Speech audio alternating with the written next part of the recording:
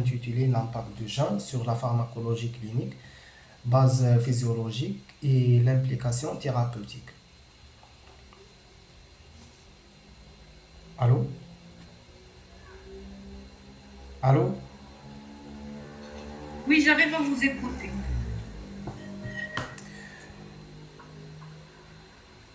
Vous pouvez continuer. Les objectifs de ce cours, c'est décrire les changements physiologiques induits par le jeûne, analyser son impact sur la pharmacocinétique des médicaments, évaluer ses conséquences sur la réponse pharmacologique, proposer des adaptations thérapeutiques chez les patients jaunes. D'après vous, c'est quoi le jeûne?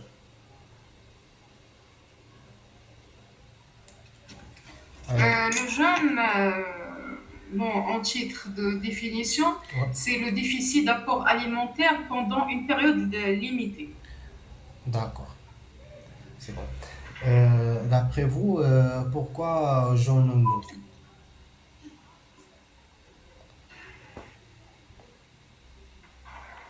Quoi? Pourquoi jeûnons-nous? معلش تنصوم. Si c'était dans un contexte religieux, Ouais, bien c'est sûr. un ordre auprès Dieu. Si c'était dans un contexte de santé, Ouais. c'est pour des propos de bénéfices sanitaires. Donc, ça dépend du contexte. Quand on parle le jeûne pendant le ramadan, c'est bien sûr dans le côté religieux. Oui. Ouais. Donc, donne-moi cinq objectifs ou trois objectifs euh, de jeûne dans le contexte religieux, bien sûr.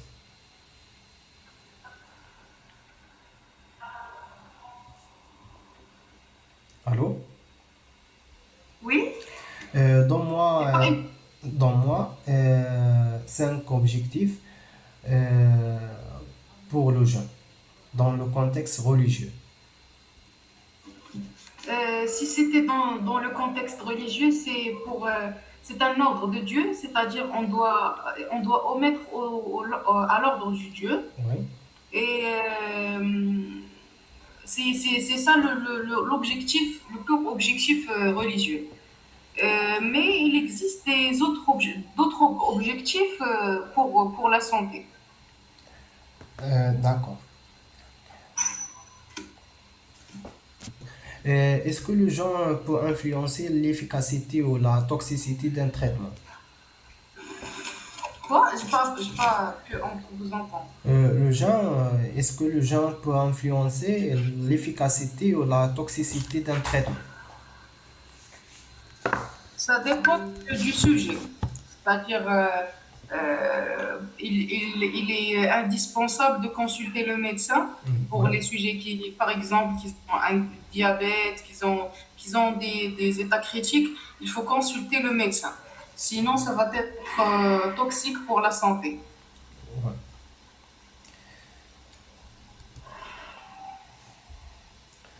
Pendant le jeûne, l'organisme subit plusieurs adaptations importantes sur le plan métabolique. Donnez-moi les quatre étapes de la pharmacocinétique. Aucune idée. Pharmacocinétique, on a l'absorption,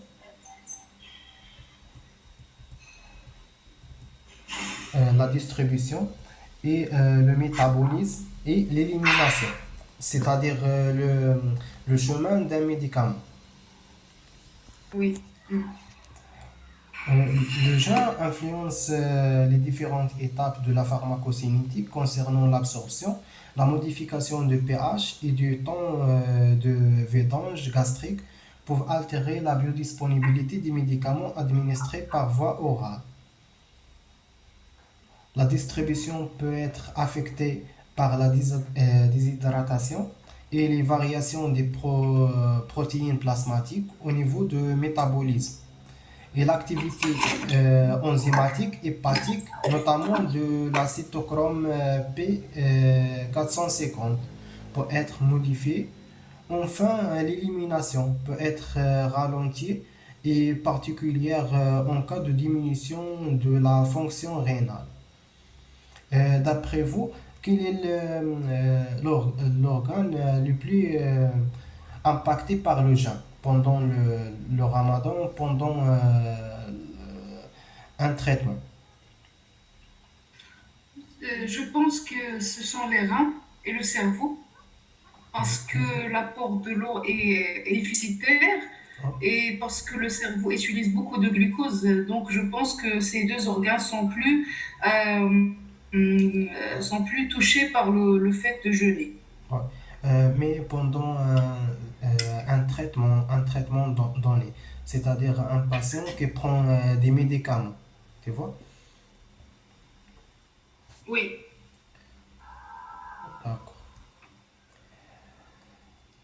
Ces modifications peuvent entraîner des variations de la réponse pharmacologique. Certains patients peuvent présenter une sensibilité accrue aux médicaments, augmentent le risque de déséquilibre indésirable. Par exemple, les antidiabétiques peuvent provoquer des hypoglycémies, les antihypertenseurs, une hypertension, et les diurétiques, un risque de déshydratation. À l'inverse, une efficacité thérapeutique peut également être observée dans certains cas.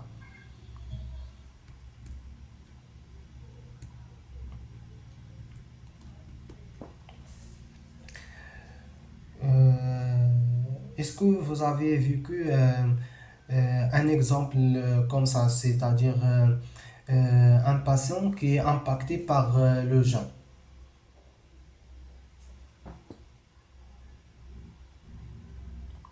oui, il existe plusieurs cas de sujets qui s'impactent par le jeûne, par exemple les gens diabétiques et Mhm. surtout le diabète de type 1.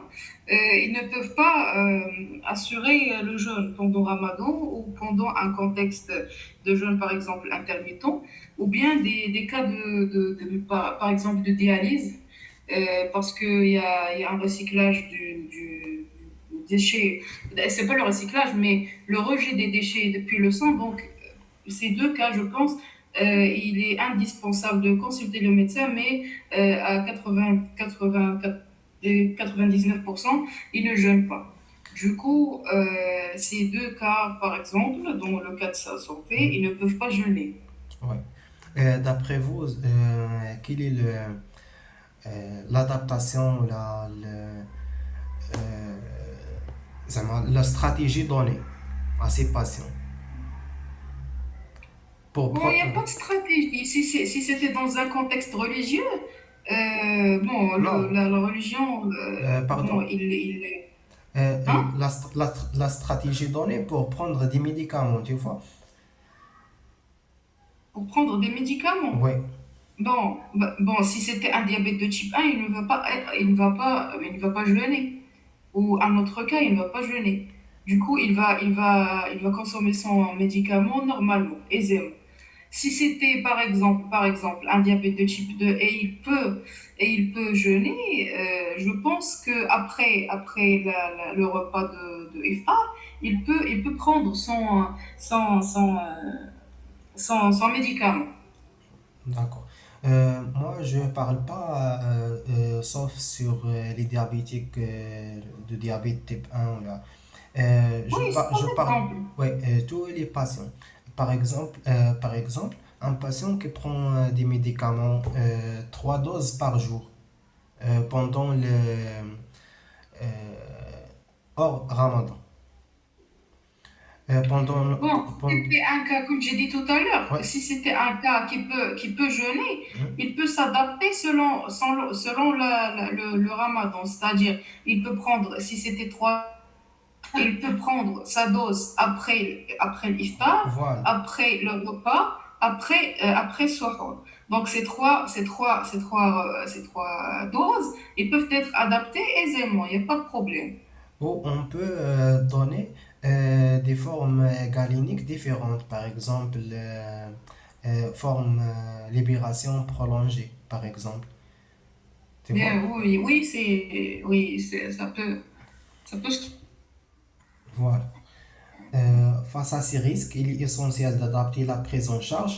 Euh, la prise en charge, tout d'abord, il faut ajuster les horaires de prise privilégiés, comme tu as dit, les périodes de suhoor et de l'iftar. Ensuite, on peut utiliser forme à libération prolongée pour améliorer l'observance, une surveillance clinique indispensable, notamment de la glycémie, de la pression artérielle et de la fonction rénale. Enfin, l'éducation du patient joue un rôle clé, notamment pour reconnaître les signes alertes.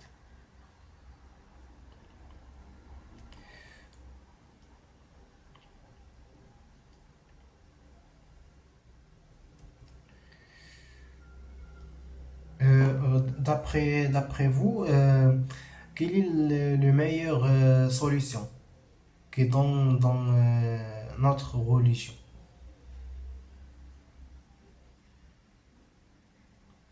Allô?